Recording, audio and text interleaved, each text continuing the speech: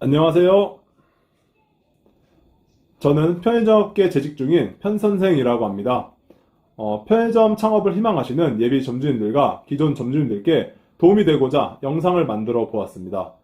편의점 창업을 하고 싶어서 개발 담당들을 만나서 물건을 소개받다가 나는 점주임차 타입으로 오픈을 하고 싶은데 개발 담당들은 본부임차 타입 물건밖에 없다면서 본부임차 타입밖에 소개를 해주지 않고 어쩌다 점주임차 타입으로 소개받은 곳들은 자리가 별로여서 오픈을 하기가 꺼려진 경험들이 있으실 겁니다.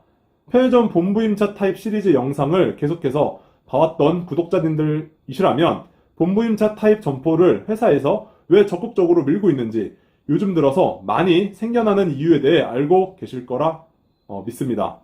이유를 간단히 정리해서 말씀드리면 점주임차 타입 재계약 시 본사의 과도한 비용 지출을 줄이고 브랜드 전환으로 인한 점포수 감소를 방지하고자 본부임차 타입으로 오픈을 장려할 뿐더러 기존 점포들을 타 브랜드에 빼앗기느니 그냥 우리가 본부임수해버리자 라는 식의 마인드로 본부임차 타입의 점포가 많이 늘어나고 있습니다. 본사에서는 이렇게 본부임차 타입으로 오픈을 하고 싶은데 점주임차 타입으로 어쩔 수 없이 오픈하는 경우들도 은근히 많습니다. 5년 전쯤만 해도 본부임차 점포 오픈에 그렇게 목말라 하지 않았던 것 같습니다. 물론 매출이 정말 확실한 곳들은 회사에서 본부임차 타입으로 오픈을 하기도 했지만 점주님이 하고 싶다고 하면 점주임차 타입으로 오픈을 해주기도 했습니다. 점주님들께 본부임차, 점주임차 두 가지 타입으로 선택지를 주고 원하는 타입으로 오픈을 하기만 하면 되었습니다. 그냥 아무 타입이나 빨리 오픈만 해서 실적만 채우면 되었기 때문에 타입은 그렇게 크게 상관이 없었습니다. 심지어 모 브랜드 편의점 회사에서는 본부임차 타입 오픈 시 개발 담당들에게 가점을 주기도 하고 또 모 브랜드 편의점 회사에서는 오픈하는 점포 중 본부임차 타입 비율이 높은 팀별로 상금 시상을 하는 등 본부임차 타입 점포 오픈 열기가 날이 갈면 갈수록 뜨거워지고 있습니다. 그럼 정말 매출이 높은 곳들만 본부임차 타입으로 오픈을 하고 본사 인수를 하는지 아니면 어떤 경우에 본부임차 타입으로 오픈을 하지 못하고 점주임차 타입으로 오픈을 해야 하는지에 대해 알아보도록 하겠습니다. 본부임차 타입으로 오픈을 하고 싶은데 어쩔 수 없이 점주임차 타입으로 오픈을 하는 이유 첫 번째, 애매한 매출이 나올 만한 곳입니다. 위에서도 살짝 언급했듯이 매출에 대한 확신만 있으면 무조건 본부임차 타입으로 오픈을 합니다. 요즘에는 확신까지 아니더라도 어느 정도만 되어도 본부임차 타입으로 오픈을 하려고 합니다. 본부임차 타입으로 오픈을 하려면 임차 조건이나 권리금은 물론 본부 수익과 점주 수익 등 따져야 될 것들이 많이 있지만 보통 CU나 GS15 같은 경우에는 예상 매출이 180만원 정도 예상이 될 경우에만 본부임차 타입으로의 오픈을 승인해주고 있고 세븐일레븐 같은 경우에는 예상 매출이 160만원 정도일 경우에만 본부임차 타입으로의 오픈을 승인해주고 있습니다. 하지만 매출이 이 정도라도 나와야 되는데 애매모호한 매출이 예상되는 자리는 점주임차 타입으로 오픈을 하라고 합니다. 오픈을 하여 매출이 안 나올 리스크를 본사보다는 점주님이 더 부담하라는 셈입니다. 실적은 채워야겠고 그렇다고 매출이 애매모호한 곳을 본부임차로 하기엔 본사 부담이 너무 큽니다. 두 번째, 본부임차 타입으로 소개를 했지만 점주님들이 붙지 않은 경우입니다. 본부임차로 선 계약을 해놓거나 하는 걸로 결심을 받아 점주님들을 소개했는데 수개월째 점주님이 안 붙어 오픈을 하지 못하고 있습니다. 권리금이 비싸든 임대료가 비싸든 자리가 안 좋든 어떤 이유에서든지 본부임차 타입으로 오픈을 하고 싶은데 한동안 오픈을 하지 못했습니다. 그렇게 되면 점주임차 타입으로라도 한번 오픈을 해보라고 합니다. 이럴 경우에는 본부임차이든 점주임차이든 두 가지 선택권을 점주님께 드려 아무거나라도 오픈을 하라고 합니다. 세 번째, 소형 점포일 경우입니다. 일반적인 매장인데 매장 평수가 12평 이상이 안 된다? 본부임차 타입으로 오픈을 할 수가 없습니다.